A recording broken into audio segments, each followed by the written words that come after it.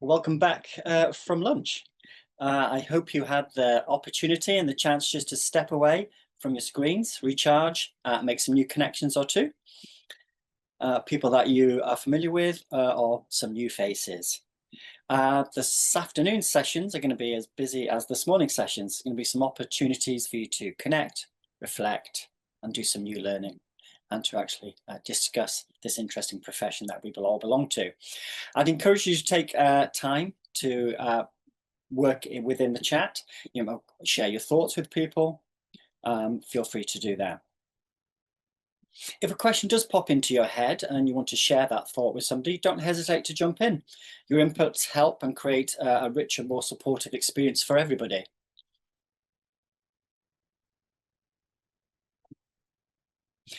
I'm really excited about the next session, which is really highlights in our schedule.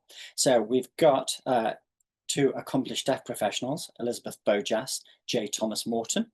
They bring a wealth of experience, personal and professional, to the table.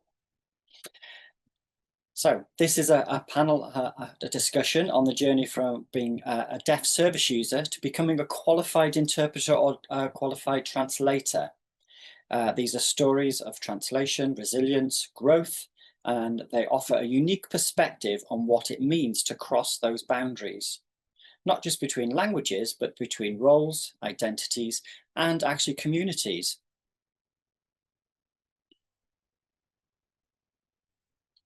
So today's session will explore some of the challenges and opportunities that might come with moving from the position of user to that of a provider. Our panelists this afternoon will share how their lived experiences inform their approaches to interpreting, how they've navigated and evolving relationships with hearing colleagues, and what that actually means to bring the advocate's mindset to a professional practice. This is very much about those blurred boundaries, where the lines between user, advocate, and professional isn't always clear, but it is incredibly rich in the learning. As always, we'd welcome you to share your thoughts and questions in the chat, and we'll find additional resources and full bios of each panelist in the app, if you'd like to learn more about their backgrounds. Let's give a warm welcome to Elizabeth and to Jay as we begin what promises to be an inspiring and thought-provoking conversation. Hi, hello. Hi. So, welcome to you both. Good afternoon. Good afternoon, everybody. This is Jay speaking. So, Elizabeth, this is the first question for you. I know you're a committed professional interpreter. You're currently on holiday, aren't you? I believe you're in Greece. That's right. And you're still joining us. And that's the joy of online conferencing, isn't it? You can join us from anywhere in the world. So Indeed. Thank you for giving up your time this afternoon. You're very welcome. Okay, I'm not sure who wants to go first, but if you can just share with the audience really your journeys. How did you get to where you are now? What made you what inspired you to start that journey? Elizabeth, do you want to go first? Yeah.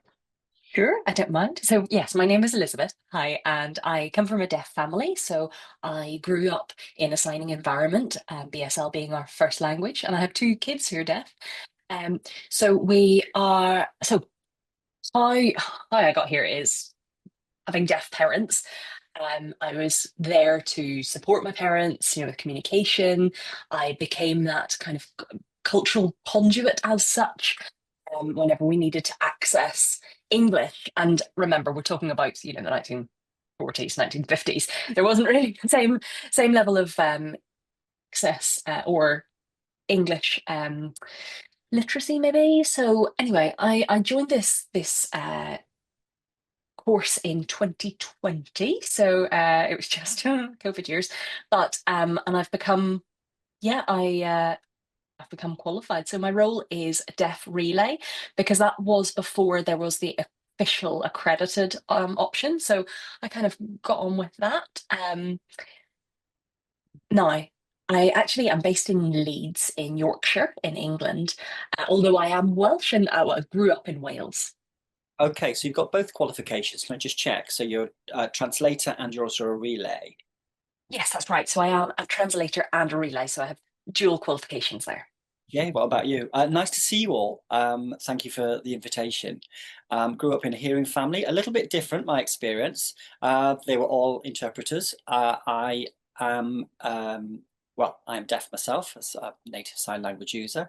I suppose all my family were sign language users.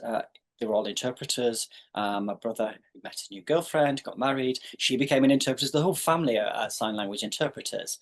My cousins and uncles, altogether, we've got five members of the family which are interpreters. So, I grew up seeing people using sign language every day because that was the language used within the family. As I got older, I come to realise that my boundaries were becoming a little bit blurred, really. So we worked. I work within an interpreting agency. I also provide interpreter training. So that's where I gained all my qualifications. So at the time there was no formal qualification. I had my deaf-blind qualification. I was working within the community, but I was working with qualified hearing interpreters at the time. Working with them, working internationally, doing translation work.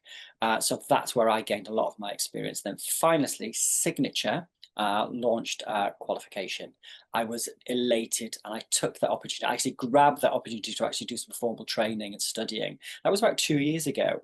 But in terms of the experience I bring, I'm 2 decades in, at least 2 decades in. I wish there was that training back then. There wasn't, but that's my background, Steve. Wow, oh, wow, you've been in the game a long time. Steve, so yeah, and in terms of the skills that you're passing on, yeah, and to your children as well. Yes, I'm married. I have a partner. I've got 3 children. I live in Hertfordshire currently. We recently moved, not too far from London. Before I was Birmingham based. So last year we moved further south, and it's lovely. Yes, so this is me. I'm Jay. Now you know a little bit more about me. So Steve's just saying, okay, so it's nice to actually for you to share those experiences. Thank you very much for doing that. Jay, can I ask, your qualification, you've done the translation and relay, you've done both, or have you got any other qualifications? Yeah, I'm a qualified translator. I'm also a qualified deaf interpreter, and I also work with hands-on deaf blind. So I've got 3 qualifications I bring to the table. Wow, that's a lot of experience that you bring. So you've obviously gone down different paths in terms of qualification, and maybe you work in different areas. What type of work are you actually doing? Where does your job take you? Okay, Jay, you go first. Okay, so in my older job, I was doing some translation work with people that because it was from the church community. Then I went from a level 2, level 3. Did some counselling, and then I became a qualified counsellor. Then COVID happened, everything got stopped. Then I started my interpreting course. So I jumped ship really to start my interpreting. Interpreting in mental health, counselling, doing assessments. So I feel I've got very good listening skills. You know, I think what happens is when you're working with deaf people who are accessing those services, it's good to have a deaf person because they have the eye contact with you. They don't have to look at the interpreter, the sign language interpreter. They can work directly through me, and I love it because counselling is my background, and that's what I do a lot of my relay work in, is that counselling field. Wow, that's fascinating. You were a counsellor, then you became a translator or interpreter. Mm. Elizabeth, what about you? What's your journey been? So previously, I worked in education with deaf children and their families. So I did that for quite a while before becoming then freelance and working freelance for a while. And I worked in a number of different areas. Each really had their own unique skills that were required, and they brought their own specific joy, just like my work now. But I did work in mental health with assessments with social workers. And it could be that in hospital appointments, at births, if there's a cesarean happening, I might be, accompanying people. Also working in the legal network, so I'm out and about with police. I mean, the translation work is just so varied, but some can be quite simple, some can be quite challenging, but it doesn't matter what it looks like. There's always going to be specific requirements or specific challenges of that environment. So you might be, whether that's a blurred boundary of you might be known in the community or you're not known at all. So there's always challenges to navigate. But that's when I'm doing the relay work. Then when I'm doing the translation work, it's similar situations, the type of work that I'm given as a translator, and they have their own unique challenges. Sometimes I might regularly work in a specific location or environment, and then I become a familiar face and I can anticipate what's coming. But there are, of course, always challenges, whether it's tight deadlines or limited prep or having to go out and find more information. So, but always doing that as a professional. Okay, so you're both doing translation and interpreting work. What in terms of your workload? Is it evenly balanced, or are you doing more in Vision, for example, translation work? How does that work in a specialist field, or are you working more in the legal field? What's your percentage of split for work? Well, in Birmingham, we had a contract with the NHS, um, covering over 10 hospitals. We used to have 500 appointments on a weekly basis. So I was working as a relay there. So working at the doctors, audiology, it might be a surgery appointment, etc. So on average, I would do 10, maybe 7 appointments as a relay interpreter. Then last year, because as I said earlier, I've moved, difficult to travel back up north for those amount of appointments. I've in the last year down in Hertfordshire, I've only been used 4 times. In Birmingham, it would have been 5 to 7 times a week. So Hertfordshire, I think in Birmingham they had contracts where it was compulsory to provide that relay if it was needed, whereas down here it's a little bit different. Here I work from home. 95% of my work is actually translation work. Very small amount is now relay work. So I'd like to balance it out 50-50%, but in terms of how much demand is out there, I suppose it depends on who has the contracts, where the deaf community are themselves. Are there enough within this local area for me to sustain that? So what about you, Elizabeth, in terms of your percentage of work? Yeah, so much like Jay said, there's such variety month to month. Sometimes a month I'll be doing a lot more relay, and then the next month I'm doing more translation, and that changes on a very monthly basis. So I do have S4C have regular translation work that they send to me, and because, like I mentioned, I grew up in Wales, I have that ability to work with them. That's the Welsh broadcast company, so I work with them to translate a lot of their programming, but then other times it can be really quiet. And then just around the corner will be a chock-a-block month full of everything, and it could be sort of going out and about. It could be also short series of events if there's a particular situation happening in the hospital that I'm there quite regularly through a week or a couple of weeks. But it's as and when I'm needed. So there could be a specific situation that maybe they don't realize that we need a relay interpreter, and then I'm brought in, after the fact to work alongside a hearing interpreter. But I feel like there's just still not quite enough knowledge or understanding out there. Um, what I mean is the roles aren't distinct, they aren't completely separate. Actually, it's coming together with the hearing professional and the deaf professional. It's two peas in a pod, and that's where the value really comes in. So what I mean is working together, deaf and hearing, is where we have the best outcomes for our service users, with the least negative impact for our deaf clients. Wow, wow, thank you, Elizabeth. Um, right, okay, yes. So you've mentioned you're both deaf professionals, you're already working within the field, you're part of the deaf community. Okay, and you've done your translation work for many years, Jay, without that qualification, but you now have that qualification. So now you've become officially qualified as interpreters, translators. Do you feel you're burdened more with the responsibility because you're from the community? How does it affect you? Mm, Elizabeth, do you want to go well, first? there you go first. Well, this is Jay here. In Birmingham, working under the NHS because we had the contract. So I would be part of the deaf community, play football at the local deaf club and attend on a regular basis. So I would have I don't know about people's appointments, so people would tell me, they tell me whatever. Um, I was still part of the community. It was difficult because when you're working within an industry providing a service as well, it does muddy the boundaries, as we say. I think different now I've moved down here. I can actually, um, people don't know that I work as a translator or an interpreter down here, so it's really good. I can still be part of that community. And people have said, "Oh, why don't you do some interpreting up here, down here?" And I said, "Well, really, my role it gets a little bit blurred.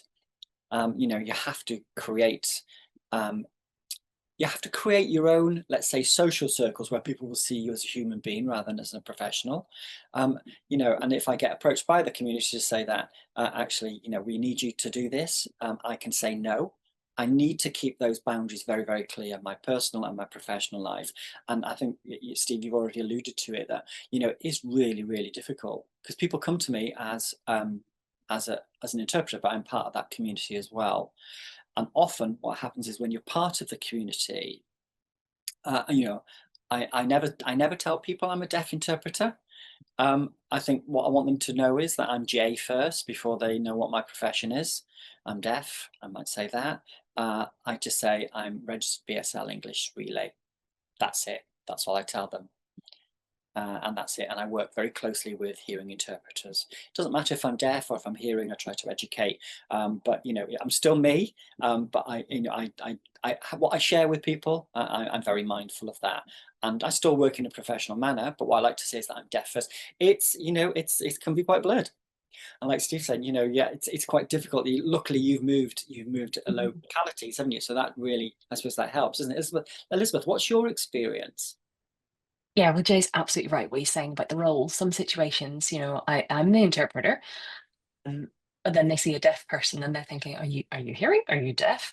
Or where people don't know me and they meet me for the first time, and we'll go in and we'll say, "We are the interpreters. This interpreter's hearing. This interpreter's deaf." And sometimes you get a little raised eyebrow, and then you have to explain.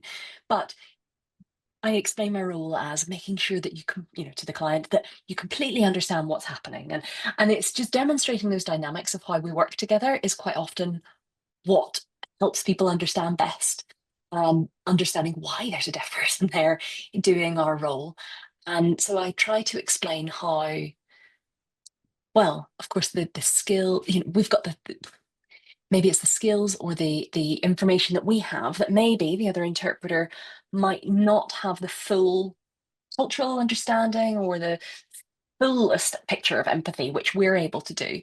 But then my boundaries come into play because how far can I push those boundaries before it's crossing them? They might know me as a friend and they might greet me very warmly as a friend, but I have a duty to establish those boundaries. So whenever I'm going out in the community and I see some deaf people who, I mean, they'll naturally come to me and want to talk about, you know, what it was that was going on in that appointment, but I will have to reinforce and say, that's lovely, thank you, but I am here to socialize. I am here in my own capacity. We need to, give a little bit of space to that, and keep those, chats quite superficial because you do need to continually reinforce those boundaries. I mean, of course, there are some vulnerable deaf people within the community who have minimal language, or limited language, and maybe they forget or they don't understand my role because they see me in their community. They see another deaf person out and about, and I'm in the same space as all of their friends, and they know me and they know my face. So that can be a real challenge of my work. Sometimes I do consciously choose where to socialize and where not to, because I'm aware that people will make those approaches to me. Interesting how you're navigating that, and you're wearing many many hats, I suppose, and avoiding particular situations so you don't get asked those questions. And you both have the same similar experiences. So, okay, you're now qualified, you're registered, you're working, you bring a lot of experience to the roles. So, and you've shared your experiences of work where you're working. So, do you think did you think the situation, so it's changed now, the environment has changed, has it changed, in terms of working with hearing interpreters? I find it quite interesting. Whenever I did my course, because previously to that course, there was nothing, there was no ability to officially register as an interpreter. So I was going out and about and I was doing it and I kind of knew the professional ways of doing that kind of work. But then in the back of my mind, I always had that little element of self-doubt. Was I doing it right? What am I using to guide me? Where's my professional compass? And then whenever I started learning formally, I was thinking, gosh, this makes sense. This is how you make professional informed decision making as a professional. So I think with the new signature curriculum for interpreters and translators, part one, you've got part one and part two. So part one is entirely theory mixed, and then at that point you're mixed with the other streams, so it's not just the intralingual interpreters, but it's everyone doing that qualification all together. And that meant that we could learn from each other's specialisms, so we had the skills to share. And if we if I didn't have that rich environment, that mixed environment, then I wouldn't necessarily have understood the different perspectives of the different professionals I work with out in the community there. So actually being all together in one cohort for the initial part one, deaf and hearing, learning together alongside each other at the same time on the course, that was hugely beneficial. And we all did our qualifications at the same time and we all came out with our badges, but and we specialized in our own streams. But the same time, it was really valuable to have that exposure to other people's roles and other people's journeys and understanding and perspectives. So then we see, a lot of interpreters out there that unfortunately don't have that same insight into how we as deaf interpreters work because they didn't have that rich learning environment. And I think that's just so valuable. And possibly a gap that maybe could be filled with some CPD training just to help those who didn't have the same experience or didn't have the same opportunity for learning as I did alongside other professionals, and to redress that knowledge gap. Okay, so I suppose it's about helping people understand each other's experiences, isn't it, and each other's unique Exactly. perspectives that they bring to the table, really, and what you as deaf interpreters can provide. Jay, what about your experience? Well, I've got two I'd like to share with you. One being personal. When you get people who are like-minded together, so I can be a deaf client working with a hearing interpreter. As a client, I've always felt that there's a bit of a power imbalance. And I thought, how do we actually, approach it so we're on a par with each other? What is it what's missing? And I think I didn't really understand it. I did the interpreting course, and I come to realize that the theory side of, the power that the interpreter sits with, it was really good for me. It was really good. It was an eye opener. It gave me the opportunity to ask a lot of questions of what the feelings I was feeling of when I was growing up, and the power of language. Number one, English always comes first. Number two, the privilege people have because they can hear. I have to rely on people to tell me what's being said. I can't access that without. People don't realize that is a power imbalance, most definitely.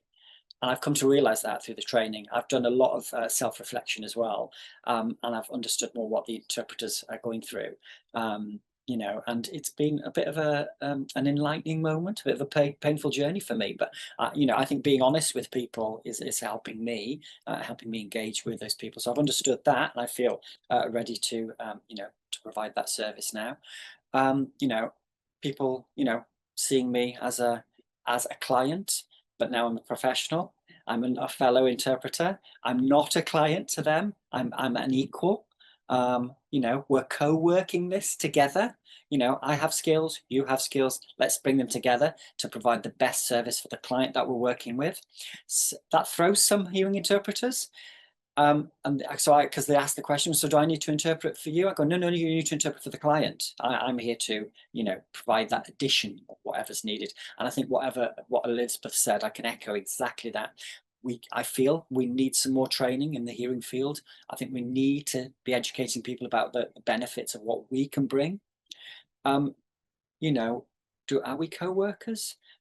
We're not really co-workers because we don't do 15 minutes each and take it in turns to interpret. We're working together to get the best outcome for the client.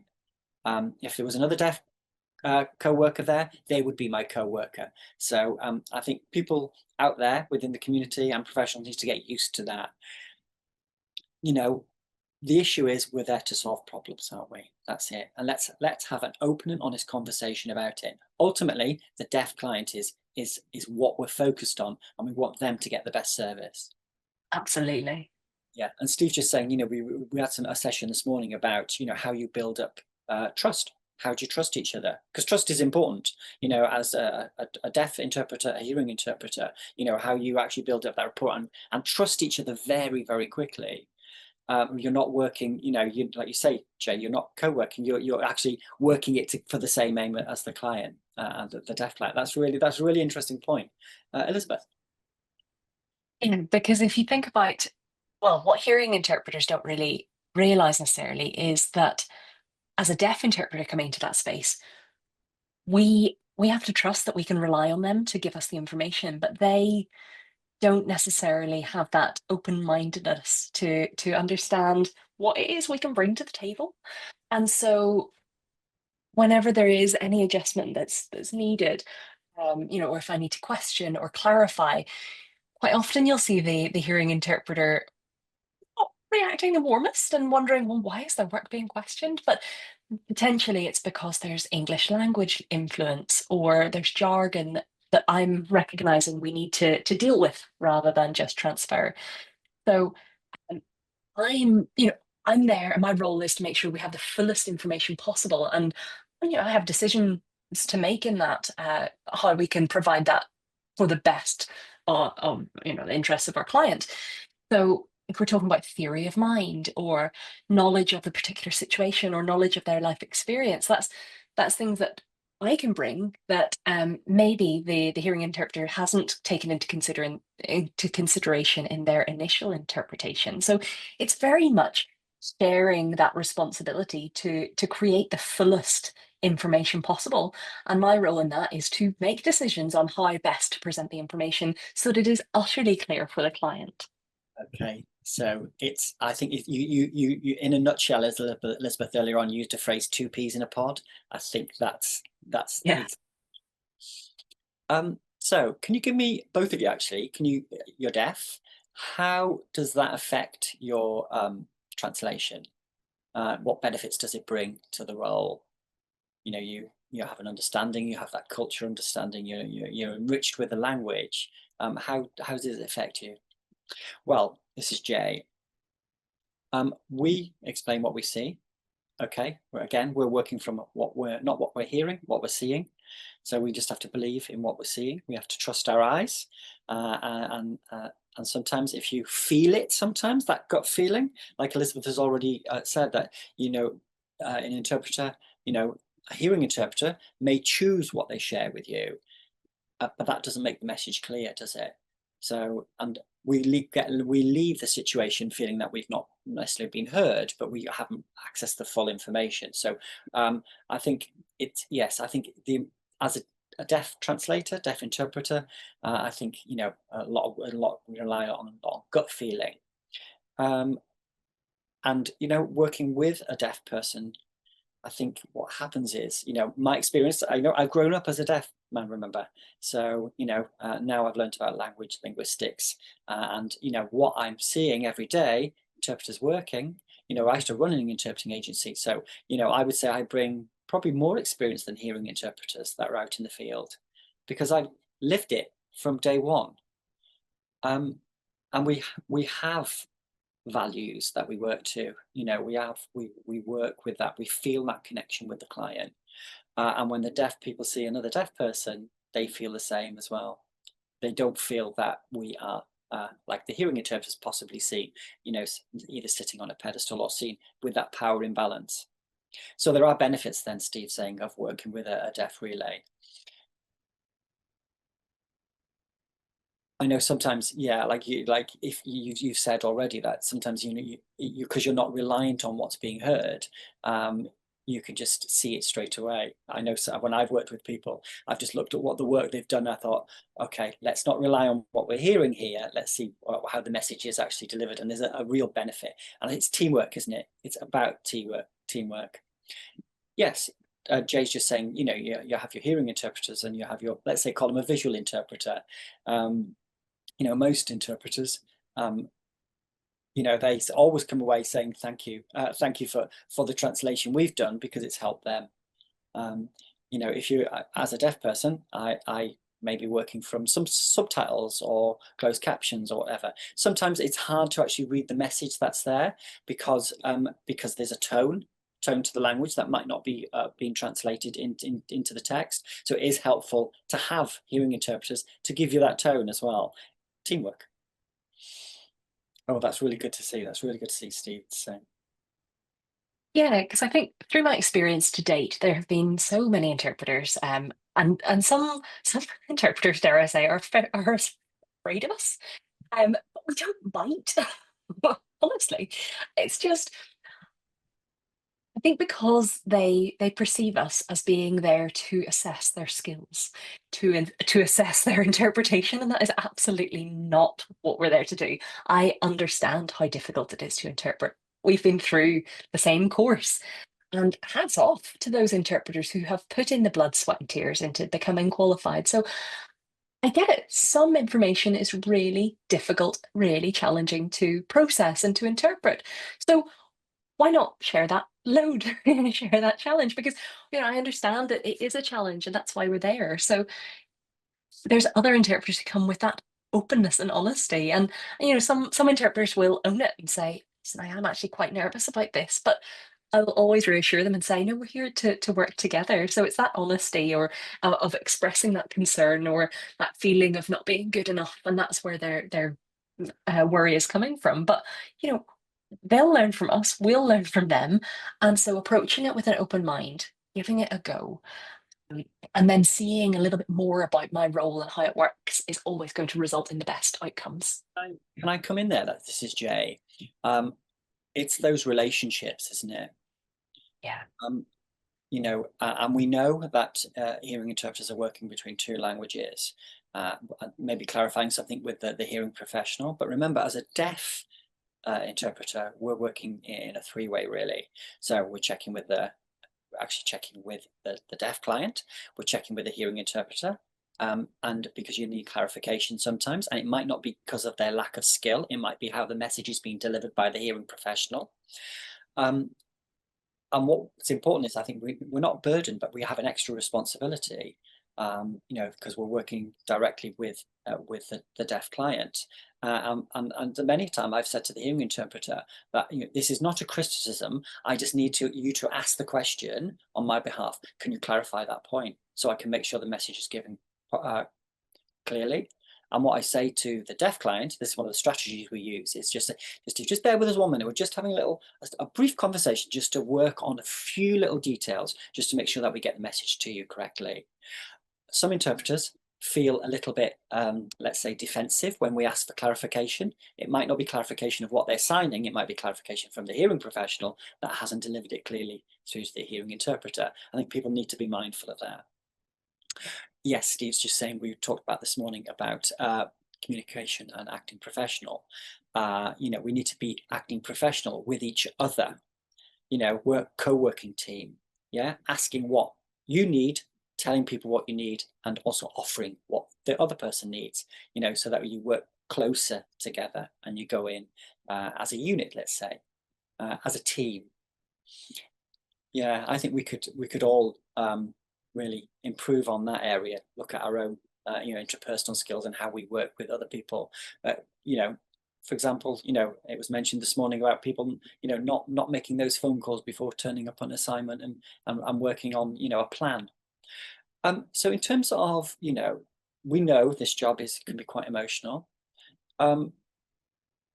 What barriers do you face? Because I'm just wondering how, because you'll have likely to have additional barriers. How have you overcome those barriers? Yeah, Jason, I've got one example. Elizabeth, do you want to go? Okay, I'll go. You go for it. In Hertfordshire, relay work, a job came up not too far. It was a regular booking.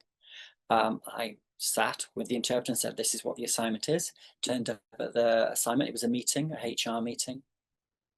The decision was made that the person was going to be let go, let's say. They'd worked there for many, many years. It was a shameful situation, really. There were lots of barriers that were within the workplace. It was unfortunate for them, and it was really sad because I enjoyed working with this client on a regular basis. But now that opportunity stopped because they were no longer needed within the company. Um, because it's nice to know if you've got some long-term clients. I knew that client, some clients have passed away or lost their jobs, or maybe they've moved to other areas. That comes to an end, doesn't it, for me? That's what happens. And it's come to terms with that the relationships do end. Yeah, and I agree with Jay because I did have a client that I was working with, and unfortunately, they were going through health problems, and the natural resolution came to be. But there was what we realized is that they were not necessarily understanding all of the communication that was happening, and they weren't understanding the diagnosis of the terrible diagnosis that they had that they'd been given, and some of the information really wasn't getting through to them, and that had been happening for quite a while before I was then brought in, when they recognized the need for a deaf interpreter. And it was at that point that we were able to give the client the full information what they needed. But working with another interpreter, I mean, honestly, that was just best decision that could have been made for that client's situation. And because they were able to very clearly understand their situation and express their final wishes. But we were trying to, unpick what had happened, but we realized that there was a peer group um, for the hearing interpreter to debrief with, but not necessarily for the deaf interpreter in the situation. So it would just be really nice to be able to unpack, particularly emotionally loaded scenarios like that, because we are human as well, and we're quite often maybe forgotten about because hearing interpreters they have their challenges, and they go through emotionally loaded scenarios. They've got peer networks, whereas that's not always in place for the deaf interpreter in that scenario.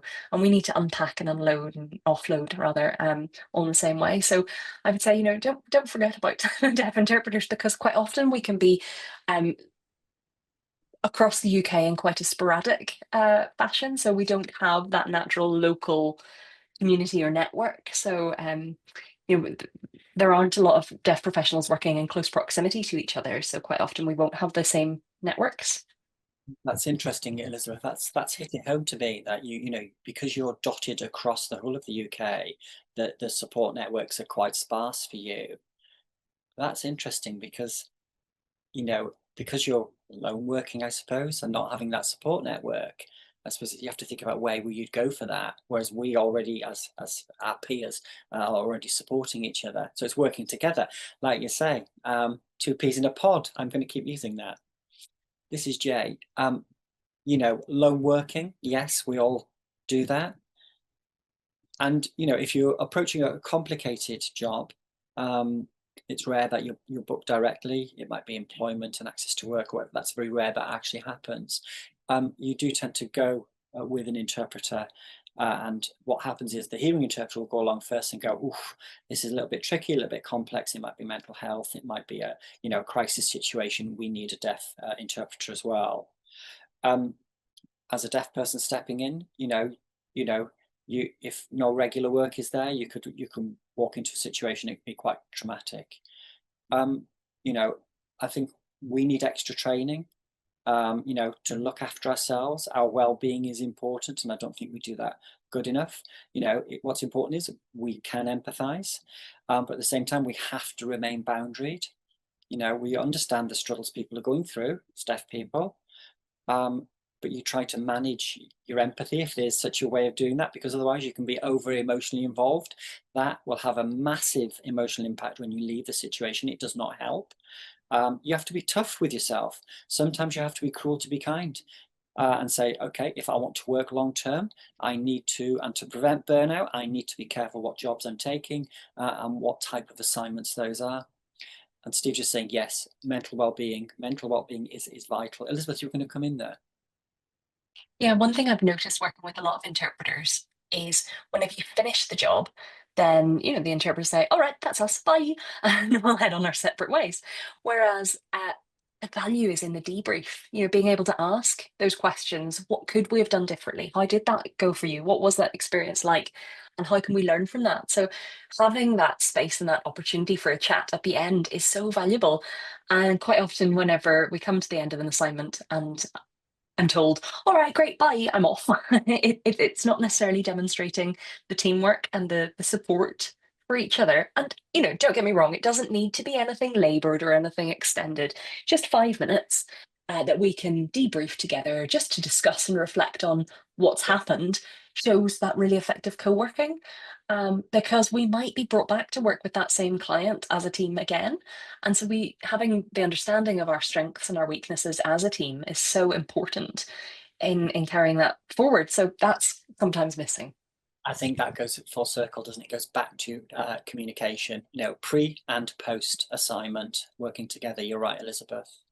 Absolutely. I've got another question. Um, in terms of your experience as deaf individuals working as translators, uh, if you're working with, how does it work working from English as a text? How does that affect you? Does it affect you anymore? I think it depends on what the work is that's been provided to be translated. I mean, it could be that after maybe a heavy workload, a big demanding job, my brain is completely fried. It's had enough. And it could be that or it could be very heavy information, or I need to think particularly of how I can decompress, even if it's watching, rubbish TV, absolute garbage on TV, but giving myself that brain space where I can mentally check out and completely disengage from what I've been doing. And that's so important because some days, well, I do have to think, I have to proactively balance um, kind of the daily experience, because if I'm doing too much in one week, I become a zombie very quickly. So I've got to find that balance to allow me to act in the most effective way. If I'm doing translations and I'm doing interpretations in the same week, then just got to find a balance between those. But to be honest, that's the joy of freelancing, right? So it's just trying to schedule your diary and work out all the demands of the work that you're taking and whether you can take on what's been requested. Yeah, Jay, will you judge a job individually, or how do you choose your work? Um, do you look at your diary? Is there any specific process you go through? How do you actually schedule your work? Do you schedule your work and make it visual for yourself to Mm. digest easier? If I've got some translation work I need to do, I bring quite a lot of experience with that. So, it might be a piece of translation work with NHS, National Health Service across the UK. It might be a mental health translation. I feel I could do that. If it's a new text, like policy, politics, I just think to myself, what on earth am I reading? Um, I have to use, online grammar checks. Yeah, AI, AI becoming more used. I do utilize AI for to translate it for me, and I think, oh, there we go. So that's made my job a little bit easier. So it depends what the assignment is. If an interpreter's worked regularly with a client and they bring me in to do some translation work, I can ask the interpreter, because they're aware of that text or the history of the client, so they can help me with the translation itself. When I'm filming, um, in terms of, I have to think of who the audience is always. Um, you know, I think who deaf people who are the audience, and if they're bilingual, they'll read the text anyway. So that's what I have to be conscious of, is who my audience are. If it's very, very detailed information, do I have to stay true to the text? If I stay true to the text, then it's a balancing act, isn't it? And I have to justify why I'm doing that. And if I go too far from the text, I have to justify why I'm doing that as well. I think it's important. that if I'm going down the route of pure BSL, a more pure BSL translation, then you lose sometimes the nuances that are in the text. Sometimes you have to use a little bit of drama, and that helps people understand. Sticking close to the translation, I feel our audiences would misunderstand what the message is. And that's been my experience. That's been my experience so far. AI is so powerful if you use it well. It's not an easy answer. It does not to make you lazy. AI, I would say it's a positive solution. I find it useful in my work. Okay, yeah, and Steve's agreeing. I've used AI sometimes in my work as well. It's not going to replace us. I think it's a useful tool to have there in your toolbox. It brings a different perspective, doesn't it? So I've got my perspective, and then a hearing perspective might be quite different. So it's how even that language inference, because a hearing person will be able to identify inference in a way that I'm just not, because I don't have access to tone of voice. So maybe there's tonal inference in the text or in the communication that I'm not aware of, or idioms that maybe are a little bit lost on me and I've never encountered them before. So language evolves, of course it does, and it changes. So that's where leaning on my colleagues, getting information from other sources is really important. Or like sometimes my kids will text me, I thought, what on earth are you talking about? And realize it's because they're using text speak, that shortened language, and I've got to get them to translate their messages. So it's not that we always have to keep up to date with absolutely everything. It's knowing what we can call on to get us the information that we require, and asking those questions and being curious and investigative in our work.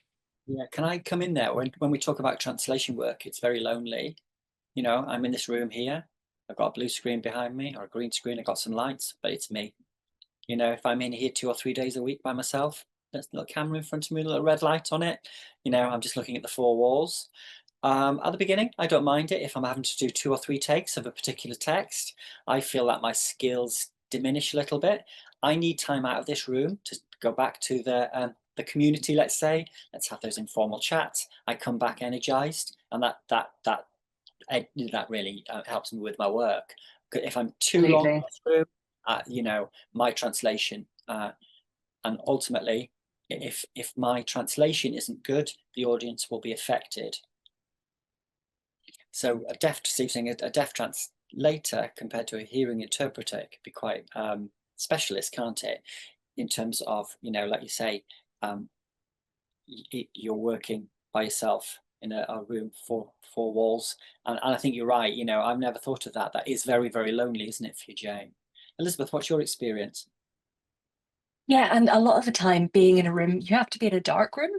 So because you've got the bright spotlights on you and you're there all day. So for maybe 7 hours in a day. So if you're talking about working as a translator 3 days a week, that's 21 hours of no natural light because you have to block it out to control it. So that can be, that can take its toll. You can feel the vitamin D draining from your body. So you have to be aware of that impact and get yourself out, get that fresh air, get that just refreshed mind.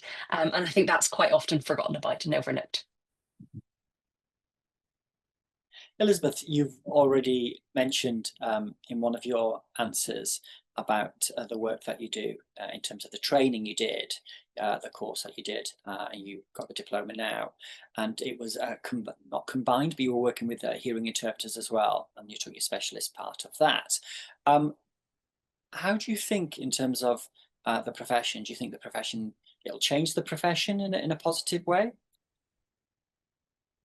Positive and negative, let me say. I think it's really good because there's more awareness of a role. So that's definitely going to be for the better.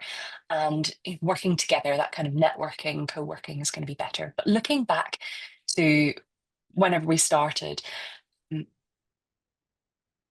we all worked in different areas because there weren't enough of us. As then the profession, and I'm talking interpreters in general, but as the profession grew, then interpreters started to specialize.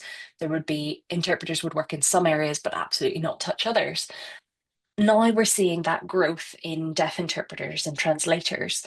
But I think what we're going to start seeing is specialisms coming down the line. So there will be specialist areas that interpreters can focus on, because you can't be skilled at absolutely everything.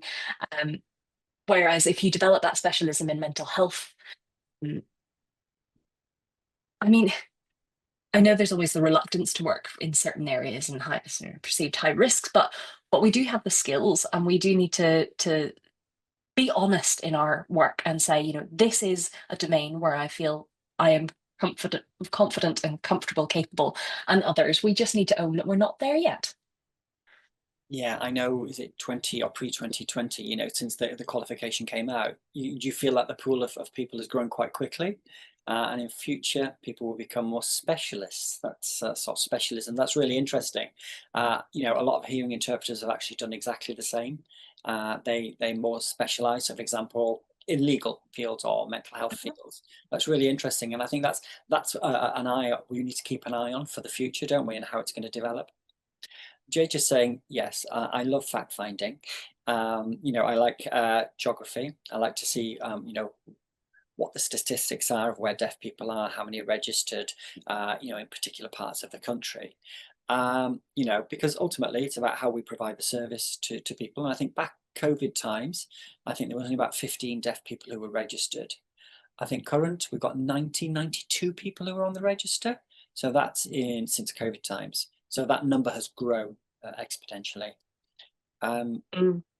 I know there are more courses out there, more people are being recruited, so potentially how much work is out there.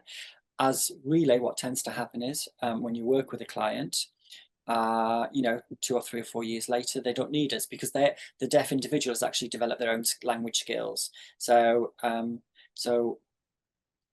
maybe working with somebody might be on a temporary basis, but also we also have people who are coming in from another country using a different language. So we will always need interpreters. Our work will change, I believe. It's a little concern of mine, but in terms of the generations, the community has changed. Every 20, 30 years, the deaf community does change. So let's just think of, there are not as many deaf children signing out there as we see or as visible. So are we not going to need relays? I don't know. What's happening with their language, the ones that are using sign language? We've grown very quickly as a team of professionals, but are we going to have to change again? It can be a good thing growing so quickly, but maybe there's some negatives there as well. Yeah, and I agree with Jay. Oh, go ahead, Steve. Okay, we're nearly finished, Elizabeth. So I didn't want to interrupt you, but I'm just fascinated. I've got another question. It's my last question for both of you. Just if we could squeeze this one in. So before you started your training, translation, interpreting, what was the one thing that drew you to that? Yeah, what drew you to this industry? Ooh. People saying to me, you can't become an interpreter because you're deaf. I thought, don't tell me what I can and cannot do. I have a rich language. I know the culture. I know the linguistic side of it. Yes, there are issues with the job. It's not an easy job to do. You can work through it. This is not an easy role. It's not an easy path. But there's opportunities out there, and if they are, then grab them. That would be my advice. Go for it. Yeah, I think it's important. What was important for me is having clear determination to achieve that goal. And I'm a researcher. I love it. So getting the course actually wasn't what I expected. Um, so it's really important to ask questions and not have that fear of looking daft for asking them. So having the confidence to do the course, but then also throughout the course appreciating it is going to be difficult. There are going to be challenges along the way, but that's what helps you learn and self-reflect and understand your strengths and your weaknesses and what's going to be right as you navigate your career. So if you want to become an interpreter, do it. It's just it's I suppose for me it's not what people think, as Jay mentioned before. Demand might change in the future. Nothing's guaranteed. So maybe don't necessarily give up your full-time job for it, but if you are well prepared and you are well positioned to go freelance, all of those transferable skills are gonna help you in your career as well. And Jay saying I would agree as well. And Steve saying, well, thank you for sharing that. Um, I think it's important to grab those opportunities, isn't it? And ultimately communicate, communicate, communicate. Yes, two peas in a pod. That's I'm not going to repeat myself again, but two peas in a pod. Okay, thank you both so much for your contributions. Fascinating. Enjoy the rest of the afternoon. Thank you both.